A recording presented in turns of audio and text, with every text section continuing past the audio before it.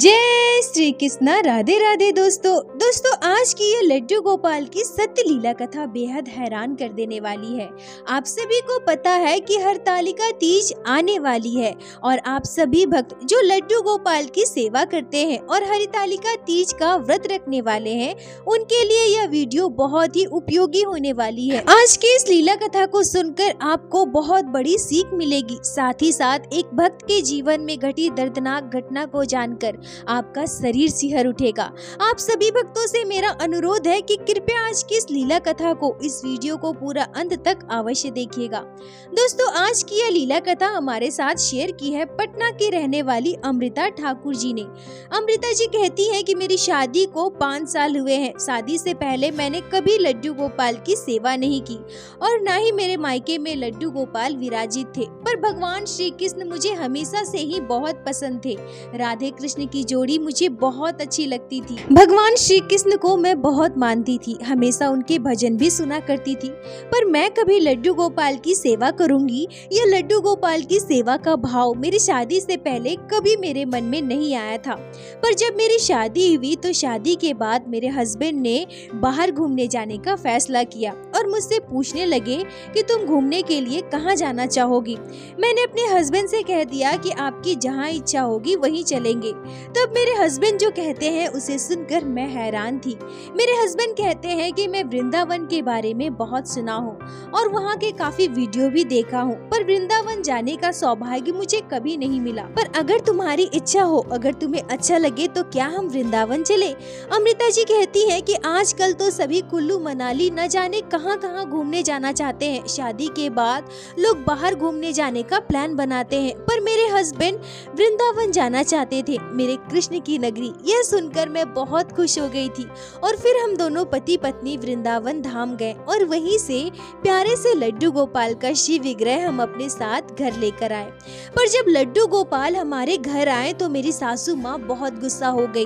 कहने लगी कि लड्डू गोपाल को घर लाने से पहले कम से कम एक बार मुझसे पूछ तो लेते। दरअसल पता नहीं ये सारी बातें मेरी सासू माँ ने कहाँ से सुन रखी थी, कहाँ से उनके मन में ये सारी बातें आई कि नवविवाहित लड़कियां अगर लड्डू गोपाल की सेवा करे तो उन्हें संतान प्राप्ति नहीं होती है और लड्डू गोपाल की सेवा बहुत कठिन होता है। बाल गोपाल की सेवा करने में बहुत समय लगता है और अभी मेरी नई नई शादी हुई है, तो अगर मैं लड्डू गोपाल की सेवा करूं तो मैं अपने गृहस्थ में ध्यान नहीं लगा पाऊंगी। इन सभी कारणों से मेरी सासू माँ लड्डू गोपाल की सेवा के लिए मुझे मना करने लगी। कहने लगी कि बिना पूछे लड्डू गोपाल को लेकर तो आई हो बहू, पर उनकी सेवा मत करो, उन्हें अभी पैक करके अलमारी में रख दो, उचित समय आने पर देखा जाएगा, पर तुम अभी उनकी सेवा नहीं करोगी। अमृता जी कहती हैं कि मेरा मन बहुत उदास हो गया क्योंकि वृंदावन की गलियों में हर दुकान में सुंदर सुंदर लड्डू गोपाल विराजित थे, जिनको देखकर मन मंत्रमुग्ध हो गया था। और तभी हम दोनों पति पत्नी लड्डू गोपाल को घर लेकर आए थे। मैंने लड्डू गोपाल के लिए ढेर सारी पोशाक, उनके श्रृंगार का सामान भी खरीदा था। मेरे मन में इच्छा थी कि आज ही लड्डू गोपाल को अपने घर पर विराजित करूं और उनका सुंदर श्रृंगार करूं, लड्डू गोपाल की सेवा करूं। पर मेरी सासू माँ ने तो साफ साफ इनकार कर दिया था। पर इधर मेरे हस्बैंड, वो तो मुझसे भी ज्यादा कृष्ण भक्त थे। भगवान श्री कृष्ण उन्हें शायद मुझसे भी ज्यादा पसंद थे। लड्डू गोपाल ने उनके मन को ज्यादा ही मोह लिया था। मेरे हस्बैंड अपनी माँ से जिद करने लगे कि लड्डू गोपाल की सेवा हमारे घर पर होगी। मैं बहुत मन से लड्डू गोपाल का विग्रह लाया हूँ और हम सब घर पर इतने सारे लोग हैं ना, तो सब मिलकर कर लेंगे। जब मेरे हस्बैंड जिद करने लगे तो मेरी सासू माँ भी कुछ न बोल पाए और लड्डू गोपाल हमारे घर विराजित हो गए। बाल गोपाल की मैं खूब सेवा किया करती थी, बड़े ही श्रद्धा भाव से लड्डू गोपाल का श्रृंगार करती थी, उन्हें भोग लगाती थी। पर मेरी सासू माँ कहीं न कहीं मेरे लड्डू गोपाल की सेवा करना बिल्कुल भी पसंद नहीं करती थी। ऐसा बिल्कुल नहीं है कि मेरी सासू माँ भगवान को नहीं मानती थी, पर उनके मन में वो सारी नकारात्मक बातें भरी हुई थी। उनके मन में डर बैठा हुआ था कि कहीं लड्डू गोपाल की सेवा से मैं संतान सुख से वंचित वंचित ना हो जाऊं, लड्डू गोपाल की सेवा में मैं इतना मगन ना हो जाऊं कि अपने वैवाहिक जीवन को ही भूल जाऊं। और इन सभी कारणों से मेरी सासू माँ नहीं चाहती थी कि मैं लड्डू गोपाल की सेवा करूं। पर अब जब लड्डू गोपाल हमारे घर विराजित हो गए थे तो मैं इनकी सेवा करने लगी थी, तो मेरी सासू माँ भी कुछ नहीं बोल पाती थी। पर हाँ, हमेशा मुझे रोक टोक किया करती थी। अगर मैं लड्डू गोपाल की सेवा करूं और उस समय घर पर कोई काम आ जाए तो मुझसे कहती थी कि पहले ये काम करो फिर तुम जाकर लड्डू गोपाल की सेवा करना।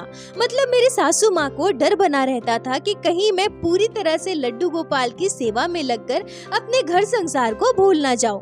ऐसे ही समय बीत रहा था।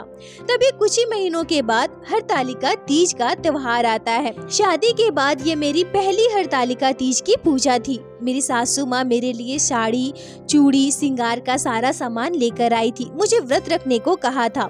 मैं भी बहुत खुश थी और बहुत ज्यादा उत्साहित थी। शादी के बाद पहली बार मैं अपने हस्बैंड के लिए हरतालिका तीज का व्रत रखूंगी। अब क्योंकि शादी से पहले मैं ज्यादा उपवास नहीं किया करती थी, पर तीज वाले दिन मुझे पूरा दिन उपवास रहना पड़ता, इसलिए मैंने सोचा कि उस दिन मैं सुबह सुबह जल्दी उठ जाऊंगी और घर के सारे काम खत्म कर लड्डू गोपाल की सेवा कर लूंगी और फिर मैं दिन भर आराम करूंगी, जिससे कि मुझे ज्यादा भूख भी नहीं लगेगी और मैं आराम से पूरा दिन उपवास रह पाऊंगी।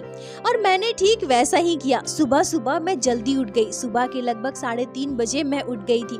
तब घर पर सभी सो रहे थे। उठने के बाद मैंने घर का पूरा काम किया और उसके बाद खुद स्नान कर मैं चली गई लड्डू गोपाल की सेवा करने के लिए। प्रत्येक दिन की भांति मैंने लड्डू गोपाल को जगाया, उन्हें दूध, मिश्री, माखन का भोग लगाया, उनका स्नान श्रृंगार किया, सुंदर पोशाक धारण कर उनका सुंदर श्रृंगार किया, लड्डू गोपाल को भोग लगाया, उनकी आरती की। और तब मेरी सासू माँ और मेरे परिवार के सभी लोग जागते हैं। तब जब मेरे सासू माँ मुझे इतनी सुबह सुबह लड्डू गोपाल की सेवा करते देखती है तो बहुत ज्यादा गुस्सा हो जाती है। अमृता जी कहती हैं कि मेरी शादी को कुछ ही महीने बीते थे, मैं, मेरे हस्बैंड अपने मन से लड्डू गोपाल को घर लेकर आए थे। इस वजह से मेरी सासू माँ हम दोनों को डांट भी लगाई थी और कभी कभी लड्डू गोपाल की सेवा की वजह से वो गुस्सा भी हो जाती थी। पर यह पहली बार था जब मेरी सासू माँ मुझ पर इतना ज्यादा गुस्सा कर रही थी, मुझसे इतनी लड़ाई कर रही थी। और शादी के बाद अपनी सासू माँ का यह रूप मैंने पहली बार देखा था। मैं बिल्कुल डर गई थी। मेरी सासू माँ गुस्से में मेरे पास आती है और कहती है कि तुम मजाक कर रही हो क्या तुम नहीं जानती, छोटी बच्ची हो।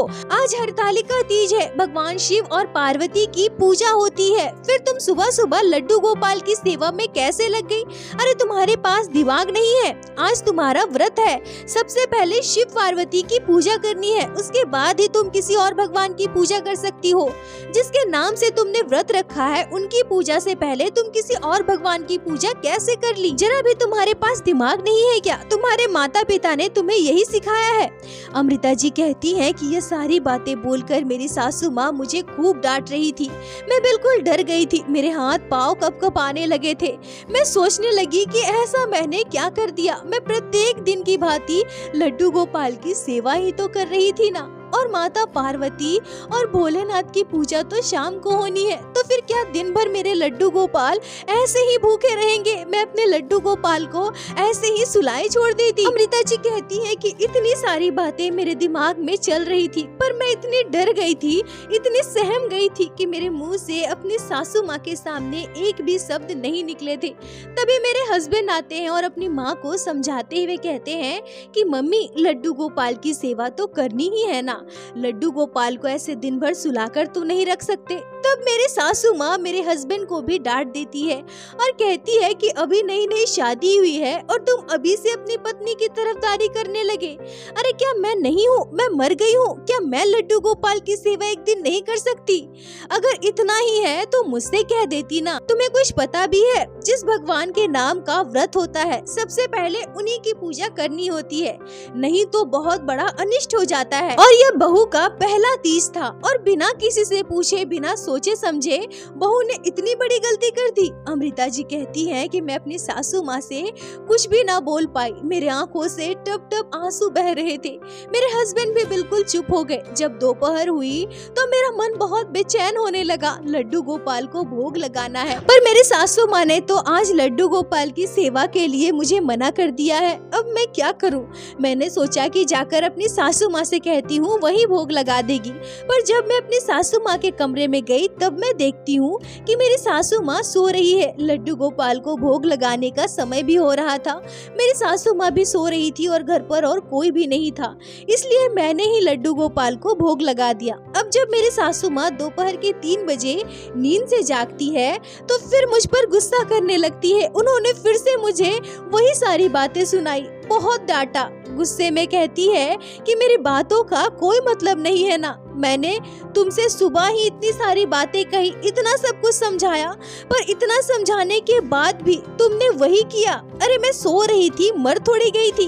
एक बार जगा देती तो क्या हो जाता। और फिर अगर एक दिन लड्डू गोपाल को भोग नहीं लगाती तो इसमें कौन सी ऐसी बात हो गई? वो भगवान है, उन्हें सब पता है। कोई तुम्हारे भोग के लिए वो बैठे नहीं है। तुम बार बार अपशगुन क्यों कर रही हो? इतना समझाने के बाद भी तुमने फिर से लड्डू गोपाल की सेवा की। अरे मैं तुम्हें कौन सा डेली डेली लड्डू गोपाल की सेवा के लिए रोकती हूँ? तुम अपने हिसाब से लड्डू गोपाल की सेवा करती तो हो ना। आज तो कम से कम पहले शिव पार्वती की पूजा कर लो, फिर करते रहना प्रत्येक दिन लड्डू गोपाल की सेवा। अमृता जी कहती हैं कि एक बार फिर से मेरी सासू माँ ने मुझे बुरे तरीके से डांटा। आज इतनी खुशी का दिन है। अरे मैं तुम्हें कौन सा डेली डेली लड्डू गोपाल की सेवा के लिए रोकती हूँ? तुम अपने हिसाब से लड्डू गोपाल की सेवा करती तो हो ना। आज तो कम से कम पहले शिव पार्वती की पूजा कर लो, फिर करते रहना प्रत्येक दिन लड्डू गोपाल की सेवा। अमृता जी कहती हैं कि एक बार फिर से मेरी सासू माँ ने मुझे बुरे तरीके से डांटा। मेरी पहली हरतालिका तीज का व्रत है, पर मैं सुबह से बस अपनी सासू माँ की डांट ही सुन रही हूँ, उनका गुस्सा ही झेल रही हूँ। शाम हुई, अब तीज की पूजा करनी थी। मेरी सासू माँ का दिया हुआ सुंदर सा साड़ी, सारा श्रृंगार का सामान, चूड़ियाँ पहनकर मैं अच्छे से तैयार हो गई। हमारे घर पर ही तीज की पूजा होनी थी। बहुत सारे पड़ोस की महिलाएं हमारे घर आने वाली थी। दोस्तों, जो भक्त लड्डू गोपाल की सेवा करते हैं उन्हें समय समय पर अपने लड्डू गोपाल को भोग लगाने की, उनकी सेवा करने की चिंता लगी रहती है। मतलब वो कितने भी व्यस्त रहे, उनके मन में यह बात हमेशा रहती है कि अब मेरे लड्डू गोपाल के भोग का समय हो गया है, अब उन्हें जगाने का समय हुआ, अब उन्हें सुलाने का समय हुआ।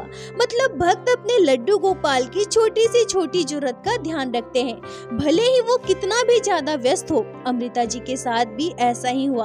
अब अमृता जी पहले तैयार तो हो चुकी थी और पूजा की सारी तैयारी भी कर रही थी। उनके घर बहुत सारी महिलाएं भी आने वाली थी। अब शाम भी हो गई थी, पर अब लड्डू गोपाल को भोग लगाने का समय हो रहा था, दिया बाती का समय हो रहा था। अब अमृता जी ये सोच कर परेशान हो रही थी। और दोस्तों, जो भक्त लड्डू गोपाल से सच्चे हृदय से प्रेम करते हैं उन्हें इस बात से भी कोई फर्क नहीं पड़ता कि उन्हें डांट सुननी पड़ेगी या किसी की बात सुननी पड़ेगी।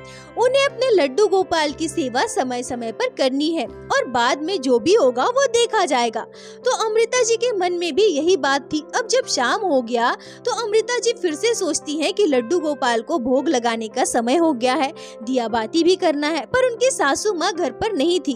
वह कुछ जरूरी सामान लेने के लिए अपने बेटे यानी कि अमृता जी के हस्बैंड के साथ बाजार गई हुई थी। तो अमृता जी सोचती है कि अब क्योंकि समय हो गया है तो मुझे लड्डू गोपाल को भोग तो लगाना ही है, तो मैं लड्डू गोपाल को भोग लगाकर दिया बाती कर देती हूँ। अब जैसे ही अमृता जी लड्डू गोपाल को भोग लगाकर दिया बाती करती है, उसी समय उनकी सासू माँ और उनके हस्बैंड आ जाते हैं। और जब उनकी सासू माँ यह देखती है कि अमृता जी पूरी तरह से तैयार होकर, नई साड़ी पहनकर, श्रृंगार करके लड्डू गोपाल की पूजा कर रही है, तो वो बहुत ज्यादा गुस्सा हो जाती है। मतलब कहने लगती है कि मैंने तो तुम्हें यह साड़ी शाम को तीज की पूजा में पहनने के लिए दी थी, और तुमने इसी साड़ी को पहनकर शिव पार्वती की पूजा से पहले लड्डू गोपाल की पूजा कर ली। ये तुमने कैसे कर दिया? अरे तुमने तो बहुत बड़ा अपशगुन कर दिया है। ऐसा कहकर अमृता जी की सासू माँ बहुत गुस्सा करती है, बहुत ज्यादा गुस्सा हो जाती है, अमृता जी को बहुत ज्यादा डांटती है। बार बार उनकी सासू माँ एक ही बात कह रही थी, जिसे सुनकर अमृता जी भी बहुत डर गई थी। अगर मेरे बेटे के साथ कुछ भी अपशगुन हुआ, अगर मेरे बेटे को कुछ भी हुआ ना, तो तुम देख लेना, तुम्हें एक बार मैं कितनी बार समझाऊं। इतना कहने के बाद भी तुमने सबसे बड़ा अपशगुन कर दिया। महादेव पार्वती की पूजा से पहले सारा श्रृंगार का सामान पहनकर, नई साड़ी पहनकर तुमने लड्डू गोपाल की सेवा की, जो बिल्कुल भी उचित नहीं है। अगर मेरे बेटे के साथ कुछ भी अनिष्ट हुआ ना बहू, तो फिर तुम देख लेना, मैं तुम्हें नहीं छोड़ूंगी। अमृता जी कहती है कि ऐसा मेरी सासू माँ बार बार कह रही थी। मेरी सासू माँ ने तो जैसे रट लगा ली थी, बार बार एक ही बात कह रही थी, बुरा होगा, अनिष्ट होगा। अब जब बार बार मेरी सासू माँ ने यह बात कही तो मैं बिल्कुल डर गई थी। मन में मेरे यह बात भी आई कि मैं अपनी सासू माँ को रोकूं, उनसे कहूं कि ऐसा बार बार ना कहें, ऐसी नकारात्मक बातें ना कहें, बार बार ऐसी नकारात्मक बातें नहीं करनी चाहिए। पर मैं डर से उनसे कुछ भी ना कह पाई और लड्डू गोपाल की ओर देखने लगी। मेरी आंखों से झरझर आंसू बह रहे थे। अमृता जी कहती है कि मुझे नहीं पता कि क्या सच में मेरा ऐसा करना उचित था या अनुचित। इतने नियम धर्म मुझे नहीं पता, मैं नहीं जानती। बस मैं प्रत्येक दिन की भांति लड्डू गोपाल की सेवा कर रही थी। समय हो जाने के बावजूद मैं अपने ठाकुर जी को भोग न लगाऊं, अपने लड्डू गोपाल को भूखा रखूं, यह मुझसे नहीं हो पाया और बस इसलिए मैं लड्डू गोपाल को भोग लगाई थी। और मेरे ऐसे करने से मेरे हस्बैंड के साथ अनिष्ट होगा, बुरा होगा। नहीं, यह मैं सोच भी नहीं सकती। अमृता जी कहती है कि ये सब सोच कर मैं खूब रो रही थी। लड्डू गोपाल के आगे मेरी आंखों से लगातार आंसू बह रहे थे। तब मेरे हस्बैंड ने मुझे चुप करवाया और कहने लगे कि मम्मी पुराने ख्यालात की है, उनकी बातों का बुरा मत मानो। यह तुम्हारी पहली तीज है, जाओ हाथ मुंह धोकर अच्छे से फिर से तैयार हो जाओ। सभी महिलाएं आ रही होंगी, तुम्हारा पहला तीज है ना, तुमने मेरे लिए व्रत रखा है ना। यह कहकर मेरे हस्बैंड मुस्कुराने लगते हैं और मुझे गले से लगा लेते हैं। अमृता जी कहती है कि मैं भी खुशी खुशी तीज की तैयारी में लग जाती हूँ। हमारे आस पड़ोस की बहुत सारी महिलाएं हमारे घर आई थी। हम सभी ने मिलकर तीज की पूजा की, महादेव पार्वती की पूजा की और उसके बाद मैंने अपने पति के हाथों व्रत तोड़ा। तभी रात के 10:30 बजे मेरे हस्बैंड मुझसे कहते हैं कि आज तुम्हारी पहली तीज है ना, तुम बहुत प्यारी लग रही हो, चलो मैं तुम्हें आइसक्रीम खिलाने लेकर जाता हूँ। मैंने अपने हस्बैंड से कहा कि नहीं, इतनी रात को मम्मी जी जाने नहीं देंगी। तब मेरे हस्बैंड कहते हैं कि अच्छा तुम घर पर ही रुको, मैं अभी आता हूँ। मैं अपने हस्बैंड को रोकने की भी कोशिश की पर वो नहीं माने और चले गए। पर हम दोनों को जरा भी इस बात का अंदाजा नहीं था कि हमारे जीवन में इतनी बड़ी दुर्घटना घटने वाली है। मेरे हस्बैंड जब आइसक्रीम लेकर घर वापस लौट रहे थे तभी उनके बाइक का एक्सीडेंट हो जाता है। वो गंभीर रूप से जख्मी हो जाते हैं और हमारे घर पर जब कॉल आया, जब हमें इस बारे में पता चला तो हम सभी के होश उड़ गए। हमारा रो रो कर बुरा हाल था। आज इतने शुभ दिन, तीज के दिन मेरे पति के साथ इतनी बड़ी दुर्घटना घट गई। मैं अपना सर पटकने लगी, मैं बार बार बेहोश हो रही थी। इधर मेरी सासू माँ का रो रो कर बुरा हाल था।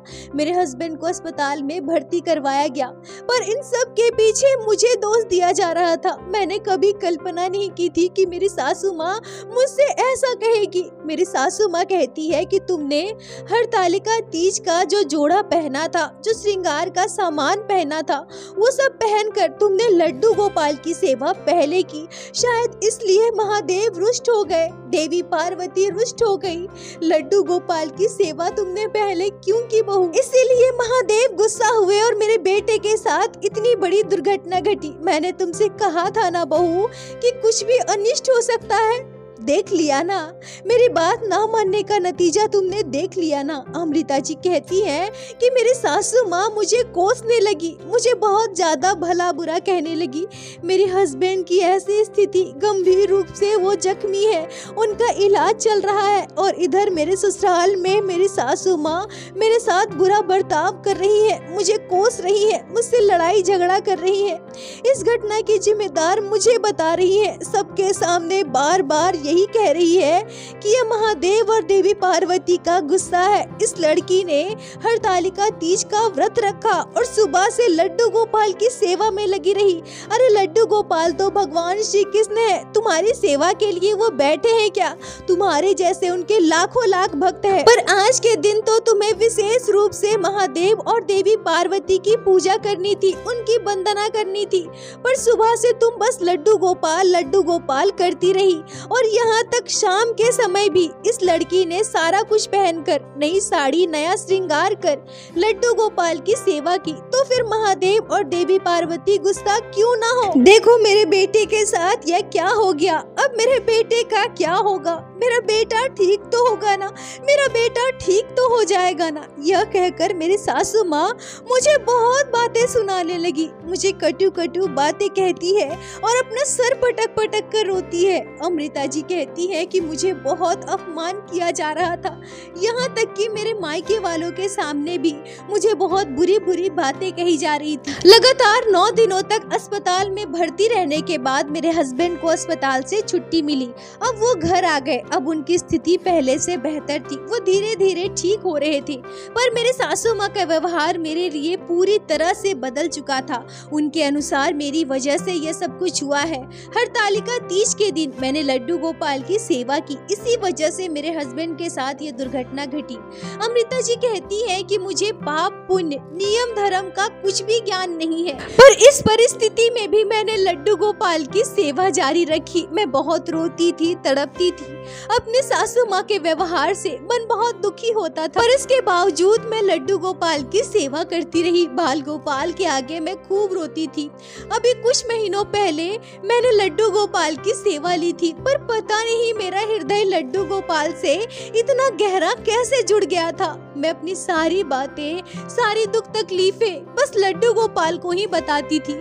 यहाँ तक कि अपने मायके वालों को भी मैं कुछ भी नहीं बताती थी। तभी मेरी सासू माँ ससुर जी के दीक्षा गुरु हमारे घर आते हैं, पर उन्होंने हमारे घर आने का जो कारण बताया उसे सुनकर हम सभी के पैरों तले की जमीन खिसक गई। गुरुदेव कहते हैं कि उन्होंने ठाकुर जी का आदेश पाया है। लड्डू गोपाल भगवान श्री कृष्ण के आदेश अनुसार वो हमारे घर आए हैं।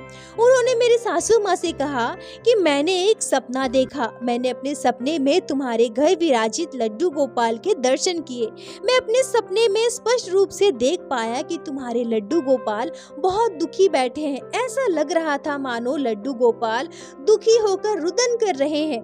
तभी मैंने सपने में आभास किया जैसे कोई वैष्णव मुझसे कह रहे हो कि इनके लड्डू गोपाल बहुत दुखी है, क्योंकि उस घर में इनके भक्त के साथ बहुत बुरा व्यवहार किया जा रहा है, भक्त को बहुत दुख दिया जा रहा है, कटु कटु बातें कही जा रही है। तुम जाओ और यह आदेश उन तक पहुंचाओ कि उनके परिवार में सब मंगल होगा। जो भी घटनाएं घटी सब उनके कर्मों का फल था, वो होनी थी। इसके लिए उस भक्त को दोष ना दे। और लड्डू गोपाल उस परिवार में दुखी है, उन्हें आदेश दो कि पूरा परिवार मिलकर लड्डू गोपाल की सेवा करे। और उस भक्त के पति के साथ बहुत भयानक घटना घटनी थी, बहुत बुरा होना था, पर लड्डू गोपाल की कृपा से वो बड़ी अनहोनी छोटे में टल गई और उनकी जान बच पाई। तुम जाकर उन्हें यह आदेश दो कि भक्त को तकलीफ ना दे, क्योंकि उस घर में भक्त दुखी है, इसलिए लड्डू गोपाल भी दुखी बैठे हैं, रुदन कर रहे हैं। अमृता जी कहती हैं कि जब ये सारी बातें गुरुदेव के मुख से मेरी सासू माँ ने सुनी तो मेरे आगे हाथ जोड़कर रोने लगती है,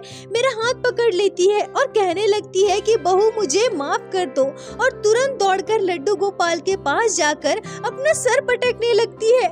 रोते हुए कहने लगती है, हे ठाकुर जी, मैंने आपकी महिमा को समझने में भूल कर दी, मैं इतनी स्वार्थी कैसे हो गई। गुरुदेव मेरी सासू माँ से कहते हैं कि तुम ये सोच भी कैसे सकती हो कि भगवान श्री कृष्ण की पूजा से महादेव दुखी होंगे, महादेव रुष्ट होंगे। क्या तुम अब भी भगवान श्री कृष्ण और शिव में भेद करती हो? महादेव जब सेवा से प्रसन्न होते हैं ना, तब कृष्ण की भक्ति हमें मिलती है, और महादेव के निज ठाकुर है भगवान श्री कृष्ण, तुमने ऐसा सोच भी कैसे लिया कि लड्डू गोपाल की सेवा की वजह से तुम्हारे बेटे के साथ अनिष्ट हुआ है और महादेव रुष्ट हो गए हैं? ये सारी गलत भावनाएं अपने मन से निकाल दो। देवी देवताओं के बीच भेद करना बंद करो। सभी एक ही अंश के विभिन्न स्वरूप है। सभी श्री नारायण भगवान श्री कृष्ण है। अमृता जी कहती हैं कि धीरे धीरे मेरे हस्बैंड की हालात में सुधार हुआ और कुछ ही दिनों में मेरे हस्बैंड बिल्कुल ठीक हो गए, पहले की तरह स्वस्थ हो गए। और इस घटना के बाद मेरी सासू माँ भी लड्डू गोपाल को बहुत मानने लगी, मेरे साथ मिलकर लड्डू गोपाल की सेवा करने लगी। उनके मन में लड्डू गोपाल के लिए श्रद्धा भक्ति बहुत ज्यादा बढ़ गई और अब तो ऐसा है कि मानो मुझसे ज्यादा मेरी सासू माँ लड्डू गोपाल का ध्यान रखती है। लड्डू गोपाल से बस यही प्रार्थना है कि हे मेरे ठाकुर जी, ऐसी ही अपनी कृपा दृष्टि बनाए रखना। अमृता जी, आपका बहुत बहुत धन्यवाद जो आपने लड्डू गोपाल की इस अद्भुत लीला को हमारे साथ शेयर की, जिसे मैं हमारे चैनल के माध्यम से बाकी सारे भक्तों तक पहुंचा सकी। अपना साथ और प्यार ऐसे ही बनाए रखे। दोस्तों, हम कलयुग में रहते हैं, यहाँ हमारे ठाकुर साक्षात प्रकट होकर अपने भक्तों का मार्गदर्शन करेंगे, ये सोचना भी हमारे लिए अनुचित है, क्योंकि हम इतने पुण्यात्मा तो है नहीं, परंतु लड्डू गोपाल किसी न किसी के जरिए हमारा मार्गदर्शन अवश्य करते हैं, भक्तों तक अपनी बात जरूर पहुंचाते हैं, भक्तों को संकेत देते हैं, जैसा कि इस घटना में हुआ। अमृता जी लड्डू गोपाल की अनन्य भक्त है, बाल गोपाल से बहुत प्रेम करती है, इसलिए ठाकुर जी से उनकी तकलीफ न देखी गई और गुरुदेव के जरिए उनके सासू माँ का मार्गदर्शन किया। मतलब हमारे लड्डू गोपाल अपने भक्तों से कितना प्रेम करते हैं। और दोस्तों, हमारे जीवन में जो घटनाएं घटती है वो हमारे कर्मों का फल है और कर्मों का फल हमें भोगना ही है। परंतु याद रखिए, अगर आप ठाकुर जी की भक्ति करते हैं तो आपकी भक्ति में इतनी ताकत है कि आपके कर्मों के फल को छोटे से छोटी घटना में टाल सकती है, जैसे कि अमृता जी के पति के साथ हुआ। अमृता जी की भक्ति ने उनके पति के प्राणों की रक्षा की। इसलिए दोस्तों, कभी भी भगवान के बीच भेदभाव मत कीजिए, शिव और कृष्ण को अलग मत समझिए, सब एक ही शक्ति है। आपकी आस्था जिस भगवान में है, जिस भगवान के स्वरूप को आप मानती हैं, उन्हीं की पूजा कीजिए। और एक बात हमेशा याद रखिए, हमारे लड्डू गोपाल कभी भक्तों का अनिष्ट नहीं करते। अगर कृष्ण आपके साथ है तो हर विपत्ति भी संपत्ति बन जाएगी। और दोस्तों, इस घटना पर आपके क्या विचार है, आपके क्या राय है, कमेंट में जरूर बताएं। मुझे आप सभी के कमेंट का इंतजार रहता है। और प्रत्येक दिन की भांति लीला कथा के अंत में मैं आप सभी भक्तों से हाथ जोड़कर प्रार्थना करूंगी, ठाकुर जी की भक्ति कीजिए, लड्डू गोपाल की सेवा कीजिए, नाम जाप कीजिए और एक बार मेरे साथ प्रेम से कहिए, बोलो बांके बिहारी लाल की जय, लड्डू गोपाल की जय, जय जय श्री राधे। दोस्तों, यदि आप लोगों को आज की यह लीला कथा अच्छी लगी हो, आपके हृदय को स्पर्श की हो, तो कृपया वीडियो को लाइक कर अपने दोस्तों के साथ शेयर अवश्य करें, जिससे बाकी भक्त भी लड्डू गोपाल की इस अद्भुत लीला कथा का श्रवण कर सके।